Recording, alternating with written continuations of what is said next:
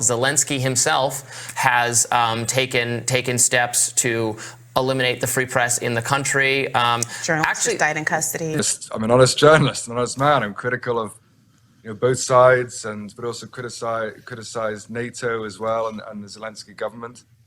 And I saw these interviews go up, and I knew that Ukraine is now it's banned all opposition parties. It's banned all media except for the main government channel. Anybody seen as pro-Russian is arrested, tortured, or killed. And so I left. But mainstream sources journalists don't come here. So they don't get to hear that Ukraine is intentionally targeting its own civilians, because the underreported story here in Donetsk is that Ukraine is intentionally targeting its own civilians. People it claims are its own civilians.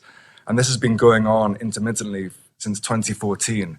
I'm not sure how much you know about the conflict, but in 2014, there was a Ukrainian nationalist takeover of power, largely supported by Western countries, particularly by the United States, which took power and started suppressing their pro-Russian population, who are largely in the south and the east of the country. Then you had effectively a civil war starting. And while Russia is now targeting energy infrastructure all around Ukraine, it's an incredibly underreported story that Ukraine is purposefully targeting its own civilians here. Sometimes it hits energy infrastructure or administration buildings, but it also creates terror attacks. And it's just incredible for myself as a journalist. I don't know much about your news network, I'm sorry, but I can see that you give fantastic space to independent journalists. And increasingly, and there's some fantastic independent journalists who've been here. And it's an incredibly underreported story, because mainstream Western reporters simply are not here. So you just don't get to hear about it. The reason that mainstream journalists don't come here is because they want the European population and the American population to think that there can be no peace here, that it's all Russia's fault, that Russia is evil, that there's only one way to finish this war, and that's to pump weapons into Ukraine. And there is a peace to be had here. A top Ukrainian official and now also Germany's former leader have admitted that Russia wanted to sign this peace deal with Ukraine like a month after the invasion first happened in March of 2022.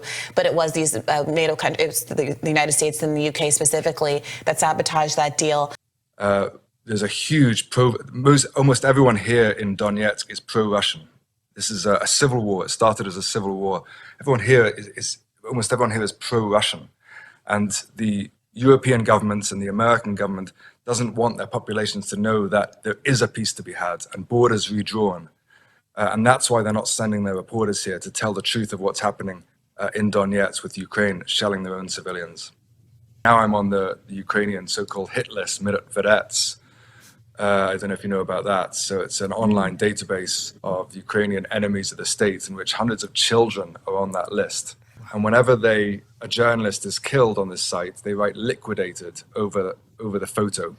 So it promotes violence towards anybody on this site. And when people talk about the Nazis or the far right or the extremist elements of the Ukraine, you just have to look at this site, which puts the home addresses and photos and names of children and promotes violence against them. So I'm on that list now, so I can't return. I can't go back to Ukraine. I'd be arrested or killed, simple as that. And I was at the front line last week, and I spoke to Russian soldiers who they felt that they were fighting in the opening stages of World War III. You know, a world war between NATO, led by the United States, and China, Russia, Iran. A friend of mine, German journalist, is facing 3 years imprisonment in Germany. She can't return home in Germany because she's facing imprisonment simply reporting the truth in Donbass. Her mother, I'm friends with her mother. She's a wonderful 65-year-old woman. She's a spiritual healer. She's a wonderful, lovely woman. She's had her bank account closed in Germany, and she's had to flee to Russia as well. There's increasing persecution of journalists, and increasingly we're feeling very, very much under threat.